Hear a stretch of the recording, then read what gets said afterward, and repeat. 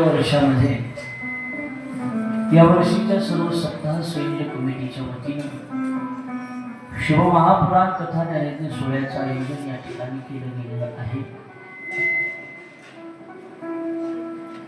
सजनांनो, गेल्या 4 दिवसापासून सुरू असणाऱ्या शिवमहापुराण कथा ज्ञानेज्ञ सोहळ्याचा आजचा 5वा दिवस आहे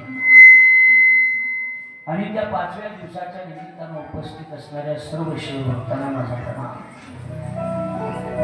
भोलेनाथाची कथा ही अपूर्व जीवनाची कथा आहे। भगवान शिवजीची कथा ही मंदिरातील देवतेची कथा नसून प्रत्येक घराला मंदिर बनवणारी कथा आहे।